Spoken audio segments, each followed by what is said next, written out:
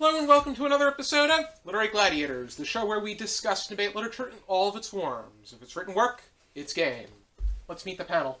Trevor, Ari, Sarah. And I'm Josh. And Sarah, it's very nice to have you back on for season 11. Thank you. For a second season.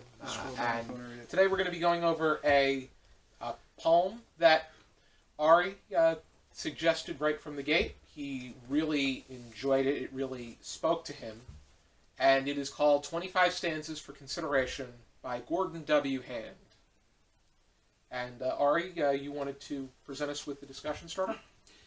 So before I do that, Josh, I just wanted to tell a little bit of background about this because it's quite interesting. So this is a site I'm new to called allpoetry.com. I think that's what it's called, right? Yeah, it's called All Poetry. Yeah, there it is, allpoetry.com, sorry. And what it basically is anyone can upload any poem from anywhere in the world.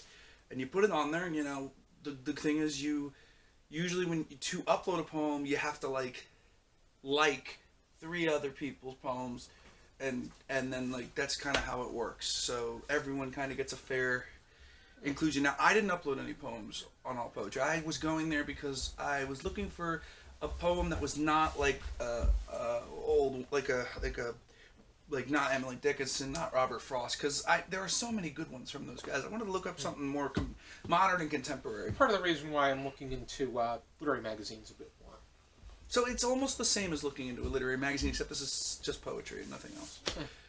So I saw a couple really good poems. I saw about 30 or 40, and then I came across this one, and there was something about this one that was interesting. First of all, it's all numbered. The paragraphs are numbered, which you don't normally get in a poem. 2, it was almost an identical copy of like how I kind of view life. And I was so interested in this that not only did I okay, well, I wonder if Josh would be okay if we submitted this to Literary Gladiators, but I wanted to ask the guy, so I actually emailed the guy who wrote it. Apparently he only wrote 1 or 2 poems on the site, so I kind of emailed him. I didn't really expect a response, so I never thought that we were actually going to go through with this. I don't know where he lives, but he did get back to me through email one time, and he was explaining how, well, actually, the first time was on All Poetry itself, and the second time was on Gmail. The second time, he had told me about how, like, he actually, at the time, I don't know if he is anymore, but at the time, he was homeless. He was actually living in a homeless shelter at the time. And the only time he ever gets to write, he says he loves writing, but the only time he ever gets to write is when he goes to the public library. Yeah. And even then, he's only able to, like, go there for a couple, like, not even an hour at a time. And so, like, he has this, like, flash drive that he carries around, and that's, like, his lifeline almost. Like, all his stuff is on that flash drive. And, like, he basically just goes there whenever he can, and whenever he does, he just uploads the stuff. And I had asked him if he was okay if we could kind of advertise his story here on Literary Gladiators. He said, that's fine.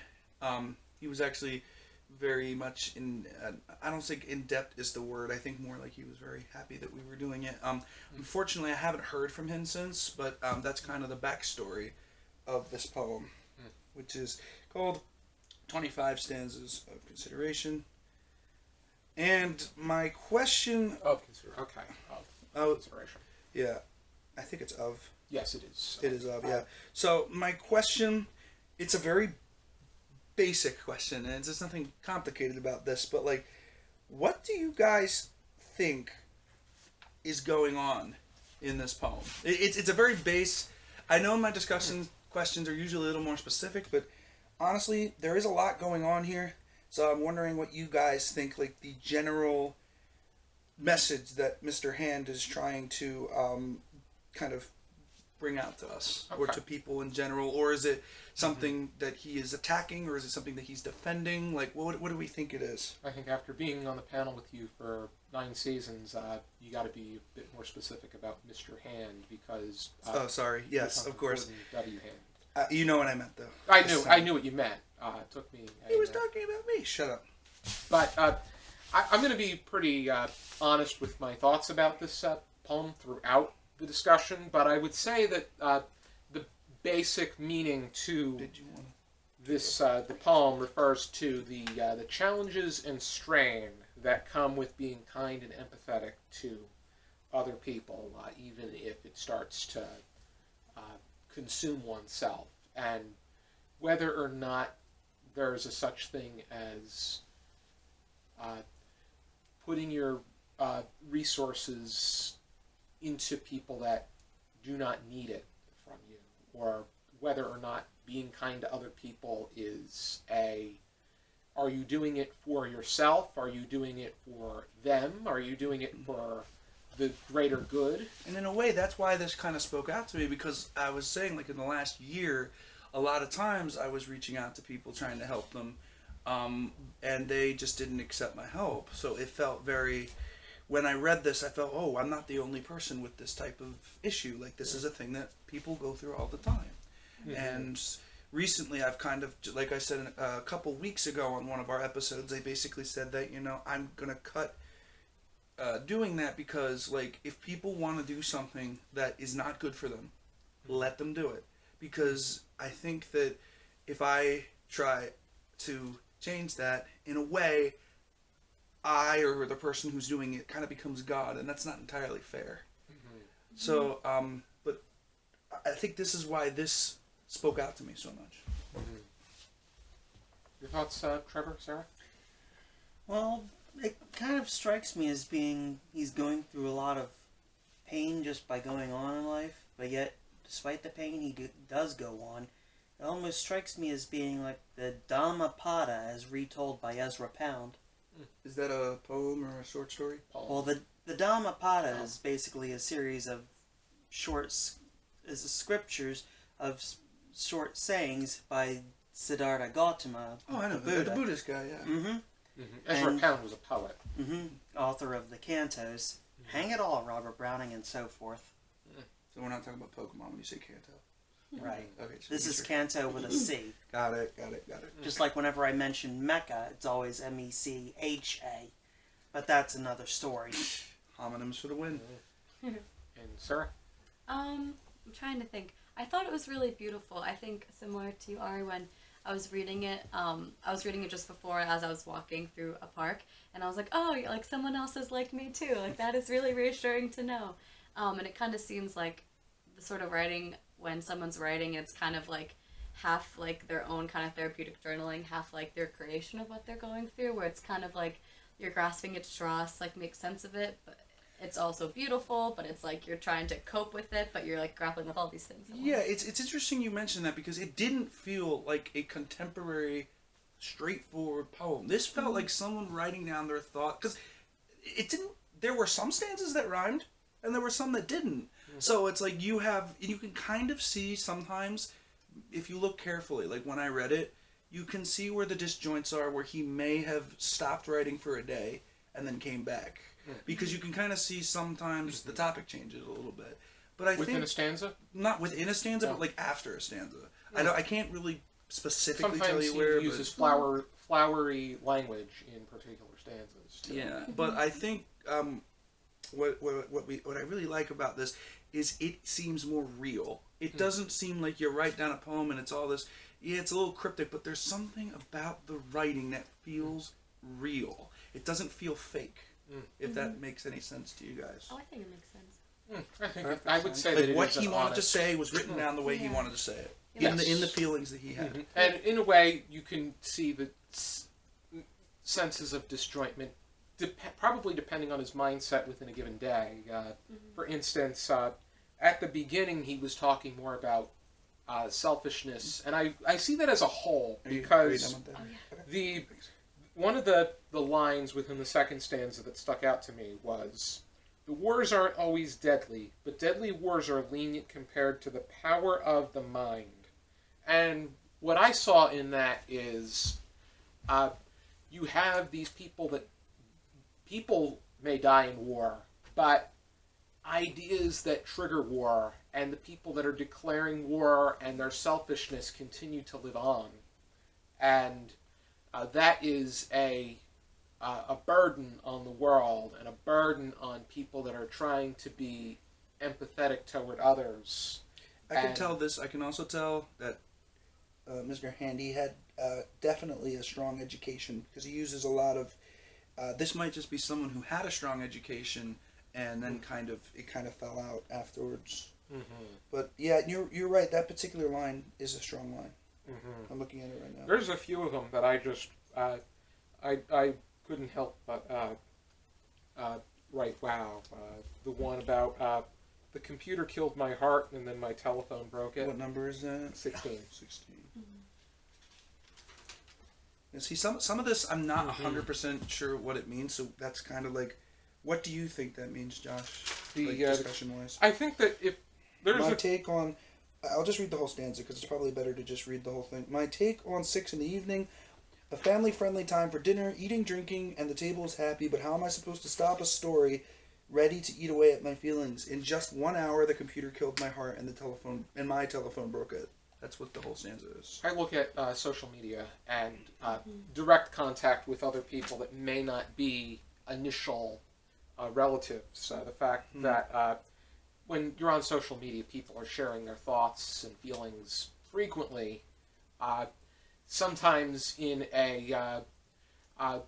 all different kinds of ways. Some of them more extreme than others. But then when the people call you up and want to express their concerns directly, it could be a burden sometimes. Yeah, that means it's going directly. I mean, social media, they may be talking to you, they may be messaging you, but it's still, I know that you said that when you're talking to somebody through typing, it's very much different. I hate messaging and typing because I can't actually see people's emotions.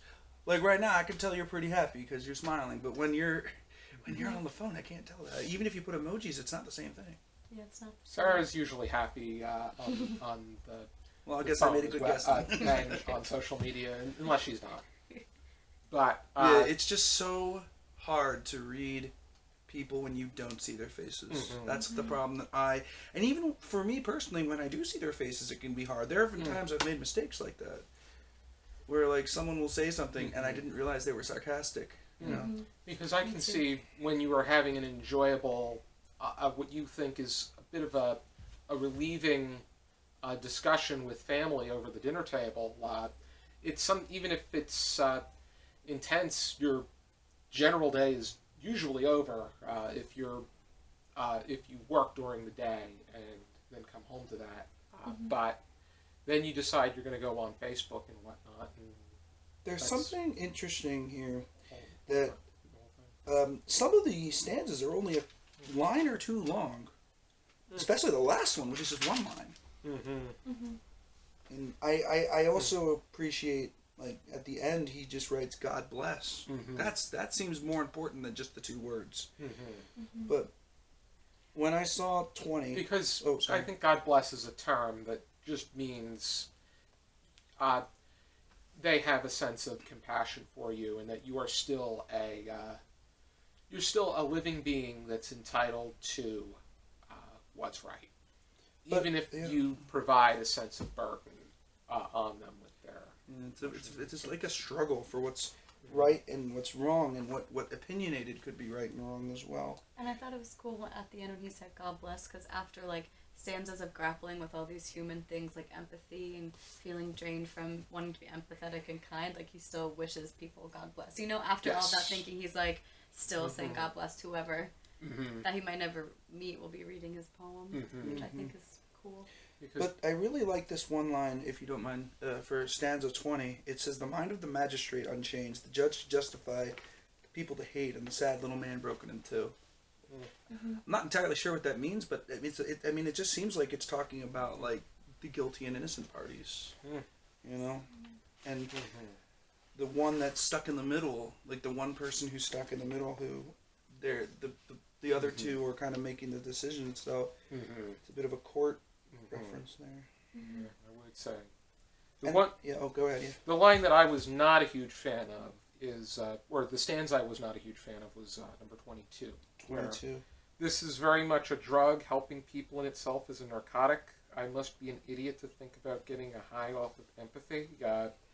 I think that, to me, even if narcotic is viewed as medication, I feel that it has a negative annotation in the way we view things, because to me, narcotic is heroin and things, drugs that you inject to get a high, but the results are very They deadly. might be good for the person, or so they think, For but the it's moment. devastating. They could be devastating. They can cause things that Good are... for them. It's not even good for the person. It gives them one moment of good feeling, but then it chips away not just at themselves, but other people as well. So I'm guessing what you're saying is that you don't think that empathy falls into that category. No, it does not. Yeah. I think that empathy is something we should be encouraging, and to when you're putting something, we should encourage empathy and discourage the idea of narcotics, because too much of anything is not good, but there's never anything good about narcotics and drugs of that nature. And I think that the word choice there, I don't agree with it. It's true empathy is the meaning that it's something that you should continue to do and not expect anything in return. Yeah, I'm looking at that. And the action is what should boost you up. It shouldn't. In some ways, it may eat away, but just the idea of knowing that you've done something good should give you that good feeling. And honestly, I'm not entirely thoroughly called himself an idiot. I mean, I get why he said it, and I guess that's one of the things that makes this more real. Mm-hmm. But I still don't think I don't think you need to say that. To an extent, it's a sense of insecurity. That could be an argument. Possibly. But like I said, I think the biggest thing about this poem is that I like how it's divided, so you can tell like it's not all one issue. Like, and he even I don't know if you can agree with this or not, but I think he leaves issues and then comes back to them. I don't know if you agree with that or not. If it's a stream of conscious poem, then perhaps it's what he's thinking about during that time. It's he's basing the stanzas off of what's happening in his life. What's happening in his life, and what is coming out the strongest. Do you think that it's a good thing to write poetry that way, or would rather have a preconceived concept? I think it's best to write. When it comes to poetry, it's best to write what you feel is going to come. What you feel the strongest outcome is going to become. Because, in general, I am when I'm writing, I tend to be more of a planner than, as your mom puts it, a pantser. But writing should have no boundaries, and thus literature is meant to have no boundaries. I think it's encouraged that people experiment, and poetry especially is something that is subject to experimentation. Even prose and plays where they can really push the boundaries. It'd be interesting if this was turned into a play of some sort. That would be... I like his style. Oh, sorry. It would be interesting to see this as a monologue. Or a monologue, yeah. Sorry? Oh, sorry, I didn't mean to cut you off. Sorry. I was just going to say, in terms of the style, in terms of his style, I like it because it just seems very, raw and human. And kind of when I was reading what he was writing, I felt like I was, listening to, my own self kind of, work through something and think about it. And also, on another side note, I'm not sure if you guys ever read Tennessee Williams. Oh, we're going to be going over A Streetcar Named Desire in a few weeks. Oh, sweet. I had a teacher in college that had us read Lament for the Moths, and it was kind of also an ode to kind of this sensitive side of life as opposed to this harsh industrialized life. And I feel like that poem reminds me of this poem because I feel like this it's kind of grappling oneself, it seems to me, with some of these ideas, but also an ode to them. He's seeing what he wants to do and the experience of it and how much it can be so tiring to do, but there's still that desire to be that for people. And I feel like it's an ode to empathy and kindness and talking to someone even though you know it might make you tired because there's like so much compassion. I don't know, I just think it's I think it's cool. I think that it's definitely something I'll look into, especially since I want to read more from Tennessee Williams. I got a box set from Library of America. Oh, that's so cool. With all of his plays. That's really cool. And hopefully, I'm hoping right now that, Mr. Hand, that you're just like kind of, getting through your life, and that maybe you're writing another one of these, and we just don't know it yet. Because, like we say, if it is broken up, and then we probably won't get one for a while. But I just hope everything's going okay for you out there. So yeah.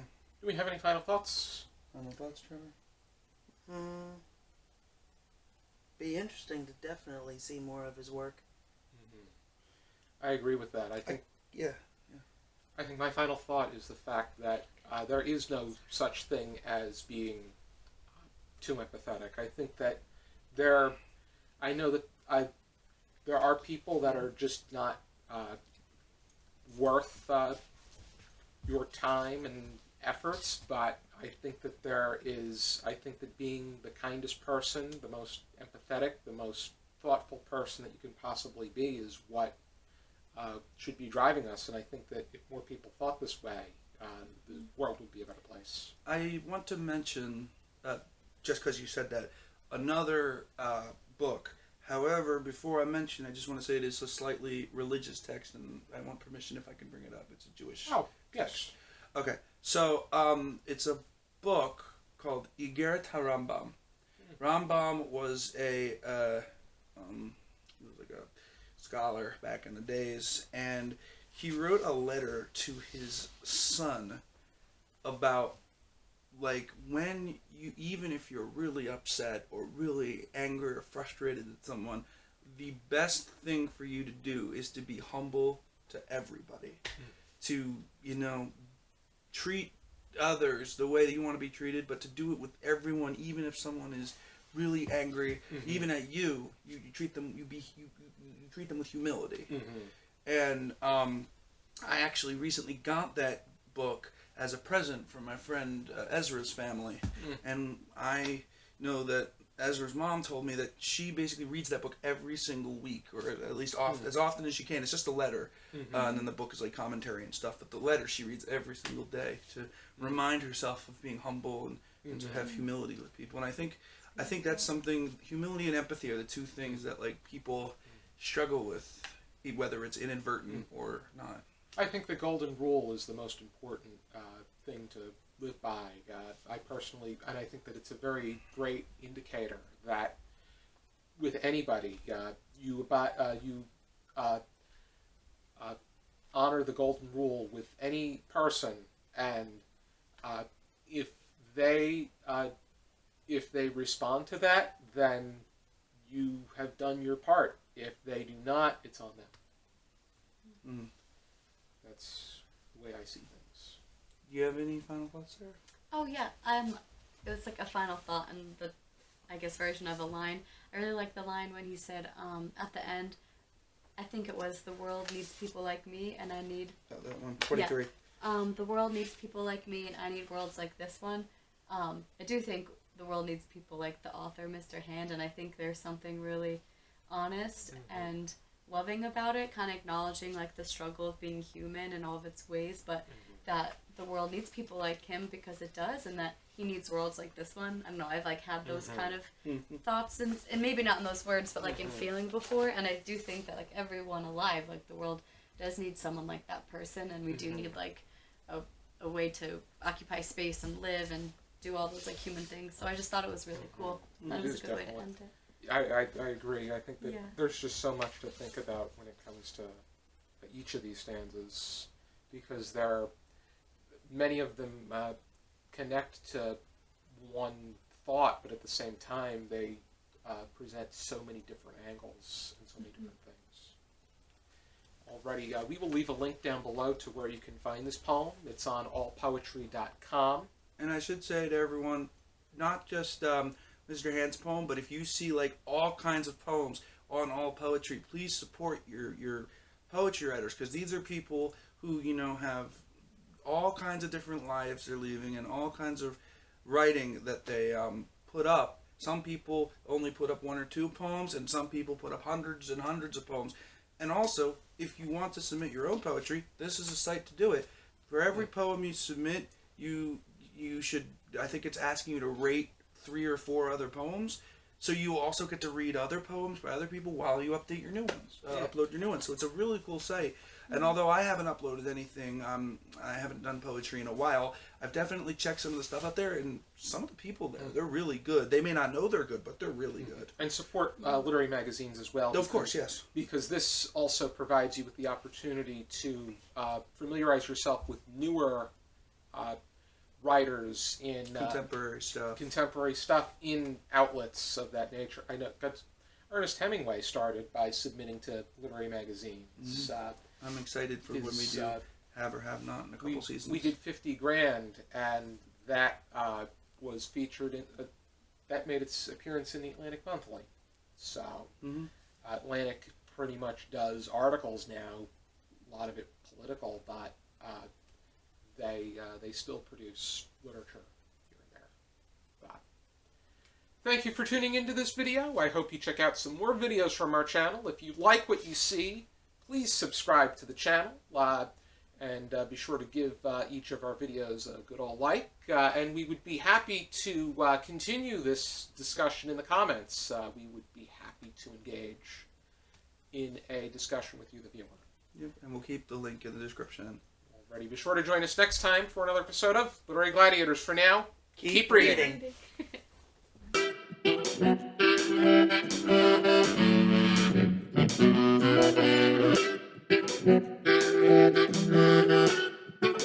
you.